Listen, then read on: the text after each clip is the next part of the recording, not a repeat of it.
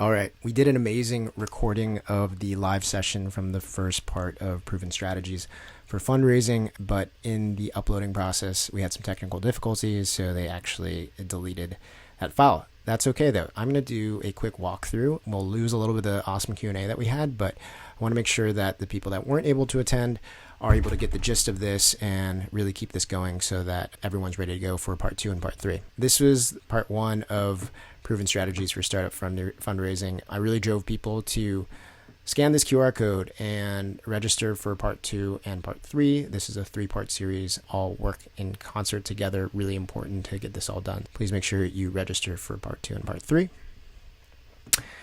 So jumping right into this, have a little bit of an introduction on myself. So this is meant more to give you context for why I have the beliefs that I have, how I've developed the frameworks. The most important things to note are I spent about 4 years at Greycroft as a generalist investor, where I saw thousands of deals and probably was part of between 50 and 100 financings. I then was a co-founder and CEO of a venture-backed startup, which had a small exit in 2020, and transitioned most of my time to focusing on this problem of making fundraising easier and more accessible for as many founders as possible. And that is the focus of Advent Ventures. I also have a podcast focused on telling the stories around fundraising. So that is where I develop my perspective on fundraising, and I speak to a handful of founders every day, refining this thought, testing our frameworks, etc. This is the disclaimer that I sent everyone when it comes to, let me move my face here, when it comes to startup and fundraising advice. I essentially remind people that in startups and in particular fundraising, on almost any given topic worth giving advice around, you're liable to find 2 equally credible people that have the exact opposite piece of feedback or advice. And here's a great example. Andrea Funston from Basecamp and Mark Suster from Upfront Ventures are talking about what they think founders should do when it comes to data rooms. And they're telling you the exact opposite thing. One saying, start one openly and share it with everyone. And the other one is saying, never do it.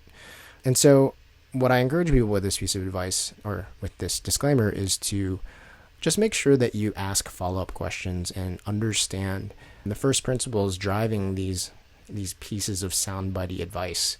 Because I would guess that both Mark and Andrea have similar points of view. It's just the end delivery of the advice is very different. And so I encourage you guys to do that. When I teach anything, I try to give a lot of context to make sure that you all are able to make your own decisions around whether or not the advice I give is something that you want to take action on. Okay. So why are we here? Well, the reason that these sort of workshops exist is because there's a bunch of students like you guys, a bunch of entrepreneurs who believe that they have a meaningful business that requires venture capital to keep going. But here's the common fundraising story that I don't know that people internalize well enough. The common fundraising story that I hear is I ask people, what's going on? Who are you? It's, well, we have this great team and we built an incredible product. We have this crazy vision for how we're going to make a dent in the world or solve this major problem within business. And now we're coming to this point where we need to raise money. We need money to build product, to grow our team, to capture the market, to really just keep going ahead. And then if we fail, though, this is the part that I'm not sure people really grasp and think long and hard about. If you fail, if you are really building a business that requires venture capital, that requires outside capital to continue building, if you fail, in the best case scenario, you're just going to slow down. And then I ask founders, well, what else will we do? And well, I guess we'll try to figure out. But the real answer is that if this is a business that requires growth ahead of profits and venture capital to get off the ground and keep going, if you are not able to raise money, the dream ends. And so this is a really important thing to get right. This is a really important thing to think about a lot and learn, which is why I've created all this material and workshop and engagement points with entrepreneurs to really help people get this right. At this point, I actually asked a few founders to come on stage with me and describe what they were planning on doing and when they were raising and what it means to say that we're going to raise in a few months. And in so many words, I heard things like making a list of investors and trying to find warm connections. And as I pressed them and I said, tell me more details. What are you going to do this week? And what else are you going to do to work on this? And what is the date that you're planning on actually launching all this? And in most cases, whenever I ask these questions, you get very wishy-washy, non-specific answers. And really what it is, this is usually what in terms of fundraising. And if someone says, well, I'm fundraising in 3 months, this is what the effort curve looks like usually. It's today there's a little bit of blip. Oh my God, we're going to raise in 3 months. Like we should probably think about some of these things, ask for some intros. And then it's like a hang out for a little bit until we quote unquote start fundraising. And at that point, there's this ramp up, really quick ramp up. But it's less of the effort curve really when I see this and more of the insufficient effort curve. This is what we're here to solve for, the effort that it takes to actually get ready to fundraise. And so the case study that I share with people is actually myself and raising a round of capital. Raising a round of capital my last time, which was about 3-4 years ago. It took me about a little bit less than 8 weeks to go raise $2 million from Greylock up in San Francisco as a lead investor, one of the top investors in the country. And back then, 8 weeks was pretty fast, but it was really hard. I got a ton of no's. Got a lot of no's, people not following me. But what I tell everyone is that I had every advantage. The deck was stacked in my favor because I had a really great network from my time in technology and venture capital. Being a venture capitalist, I knew the playbook. I knew exactly what VCs were looking for, which really helped me. And I could get to almost any investor that I wanted to talk to in about 1.5 steps max. Like I was either directly connected to them or just, there was almost no distance between me and a connection. But even then it was hard. Even then it was hard for me. And from the outside, it looks like I got that done in 8 weeks. But if I were actually telling people what the hard reality was, is that it wasn't 8 weeks. It was more like 10 years of just building out network and learning the ropes at Greycroft and being part of another startup that spent a bunch of money to learn. And all that sort of bundled in together, and the credibility that I have allowed me to go raise that round. Still difficult, but much quicker than it was, decently quick at the time at 8 weeks. But like I said, it was more like 10 years of hard work to get that done.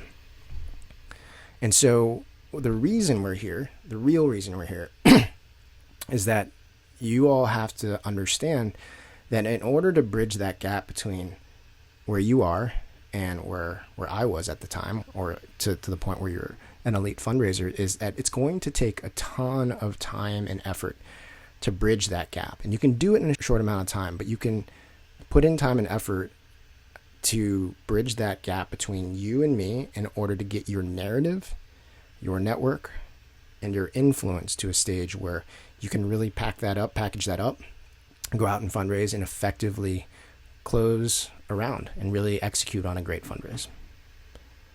And this is what I usually share with people around what I think fundraising is. Fundraising is a black box. It's really hard to just go in there and wing it and understand what to do. From the outside, it looks like asking people for money, but there is really so much nuance that goes into startup fundraising that you require help. And most people just ask for a little bit of help and a call with an advisor here, or to get some deck feedback, or Googling something, looking on Twitter, reading a blog post. They shine little spotlights into the black box. And so you start getting a little bit of insight into what this is. But what we're going to try to do is really ramp up that process. And the quote that I always share with people is that preparation is really important. In this Abraham Lincoln quote, given 6 hours to chop down a tree, I would spend the first 4 sharpening my axe, is really my philosophy on fundraising. Most of the work that you put in, the hard work that you put in, is going to happen before what people technically think as like kicking off the fundraise and directly talking to investors. So what we're going to try to do is put in the work, tell you guys what to do, get yourself smarter about the things you should do so that you shine lots of lights on that black box and you have a better sense for what to do. And to give you guys any more encouragement, I think of it like health insurance. A lot of the people watching this video, attending the session, young, looked very healthy on camera. And if you've ever had to make the decision of paying for health insurance, especially as a young person, you're like, it's like $500 a month. Gosh, like I'm never sick. I never get hurt. But you don't get health insurance because like you think you're going to get sick. It's in that case where you get really hurt. It would really suck to not have health insurance. And in the same vein, I think that you've probably heard of founders who just went out and started fundraising and just stumbled into a bunch of money, a bunch of investors throwing money their way. And my argument would be, I bet you there's more backstory than you think to that. But you may have heard that story. And while that is true, and sometimes maybe that does happen, it's not a good idea for any of you to really bet on that. Because what if you didn't prepare? What if you didn't put a lot of the work into setting yourself to like really pursue this dream, and you didn't put in the work and you didn't get the money? Then you would feel terrible. If you put in a ton of work to prepare and then it was really easy, maybe you'd look back and say, maybe I didn't have to put in all that work, but I don't think it would feel that bad. So we're really protecting against not doing the work and not being successful. Okay. So again, what we are trying to do is make this transition from a black box to what most founders I see do, which is light bits of work and asking for some help, and transitioning to something where it's do lots of help, ask for lots of help, do lots of research, make sure you shine a lot of lights on this black box so that you can go approach this in the most tactical and strategically effective way. And the thing that I'm trying to get people to is to really defeat this quote. So the human mind is incredibly averse to uncertainty and ambiguity. And because fundraising is such a black box, there is this aversion to doing the work associated with it, because you don't exactly, you know that there's probably some stuff, things that I should do, but not exactly sure what it is you should do. This is why you put in the work to learn, so that you can spell out exactly what to do and have this feeling of, okay, there's work ahead of me. I know what it is, and I'm going to go knock it down and get it done. Today, this first video is part one of a 3-part series. We're going to start with mental prep, the baseline and the really important part of what I believe is getting ready to fundraise, knowledge and the ways to get the knowledge necessary to do this well. And then we're going to lay the groundwork for help and support. A little sneak peek of that, it's nobody gets this done on their own. So what we need to do is effectively access the people in your networks to get help and support. And then we had some Q&A. We'll probably cut that out of this video. So mental prep. What is mental prep? Here's my favorite illustration of mental prep. Most founders, when they're thinking about fundraising, there's this belief that there's venture capitalists that have a bunch of money. It's like, how do we get to them? If I could just find a way to access them and just ask them for money and maybe they'll give me money. It's this chase mentality of chasing the dollar. I'm trying to get the dollar if I can get it. What you find out as a more experienced founder and fundraiser and investor is that the best deals and the fundraisers that are most effective are ones where a founder believes that they are an opportunity for an investor. And they set everything up in a way where, whether it's the communications that go out, the engagements in a live pitch, the intros that are made, or even the product that is built, it is all set up in a way where the founder truly believes that they are an amazing opportunity for everyone that talks to them. And so they have the confidence that they know what they're doing, they know why they're doing it, and they know why they're a good bet. And so there are a lot of things that will go into propping up this feeling of being chased and driving this feeling of being chased in process and debt creation. But it starts with a mental fix and a mental shift in how you believe in yourself and your business. Okay. So at this point, walked everyone through a 6-minute exercise. So 2 minutes for each of these 3 questions, and feel free to pause this video, put a timer on. Really don't spend more than 2 minutes on each of these questions. But the questions were, first, why are you doing this business? And I want people to answer like their best non-judgmental friend was asking. Not an investor, so you're not trying to like spin things or make it sound sexy or this huge investment opportunity. It's like, really, like, why are you doing this? It could be a bunch of different reasons, but try to just stream of consciousness, write out why you're doing this business. Okay, 2 minutes. Pause it, and you can do it for 2 minutes before going on. Okay, good job. Hopefully you paused that. The next question is, what about you is going to make this business successful? Not why are you a person that's like successful overall and how you've gotten good grades and good jobs. No, for this business, what about you is going to make this business successful? So 2 minutes on the clock, just stream of consciousness, get this out there. Okay. All right, hopefully you paused, 2 minutes went by. And lastly, what holds you back? What are the obstacles standing in your way? And try to answer this both for your startup overall, but also fundraising in particular. It'd be good to lay all this stuff out. Okay, 2 minutes on the clock, pause it, I'll come back.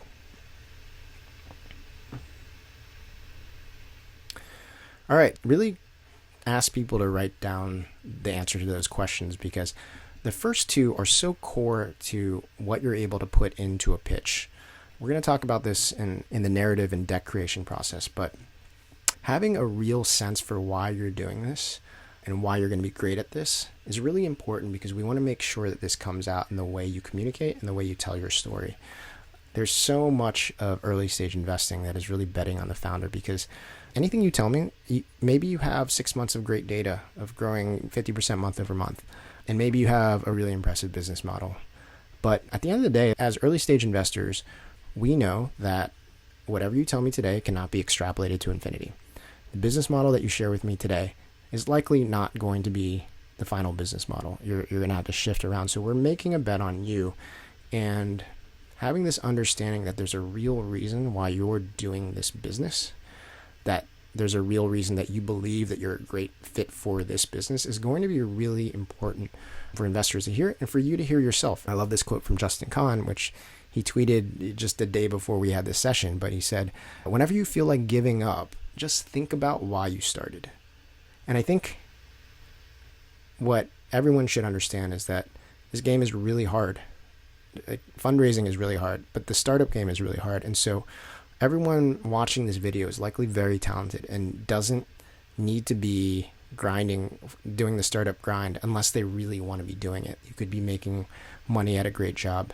And answering those first two questions are really important for both what you tell investors, but also for yourself to making sure that you're doing things for the right reasons, because you want to be able to tap into this pool of conviction when things get rough. And investors are going to be tapping into that and trying to decide whether or not you have that. Okay. And then the third question about the things that are standing in your way and the things that you need help around is you need to be ready to ask for help.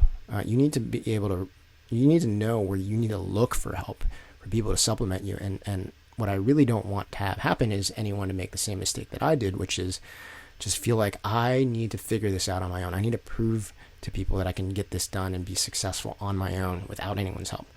Just the dumbest reason and the dumbest way to go about living life, but also trying to execute on something as difficult as building and running a startup. Really be open and honest with yourself around what you're good at, but also where you need help. And then let's go start asking for help. So that's going to be a big part of what we do. Just a reminder, in case you haven't done this, the second and third part of this 3-part series is coming up on Thursday and Sunday, September 9th and September 12th. If you're watching this before then, please do register. You can scan this QR code to register. Okay. So knowledge. Knowledge is just a quick little push around how you can get smarter and shine more lights onto that black box of fundraising. No exercises here, just a couple points in the right direction around resources and experts you should tap into. So resources, I think there are a lot of great libraries of content around fundraising. I'm going to toot my own horn here, but I write a bunch of essays around fundraising concepts, everything from, how to do the best intro requests to breaking down the concept of calendar density, one of my favorite things to teach. And I write these every week and put them out in my newsletter. You can read them all on my blog, adamantventures.com/blog. Sign up for the newsletter there as well. First Round Capital also has a great library of content around fundraising. So just Google First Round Capital Review Fundraising. They have other startup resources. It's really excellent pieces of content there.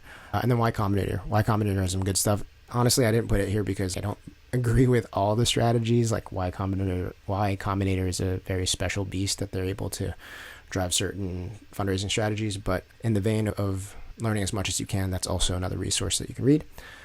And then experts. So I highly recommend you try to get as many live conversations with advisors, experienced fundraisers. Those are founders that have done it before. And then finding connectors, people that can connect you to people that can have these conversations with you.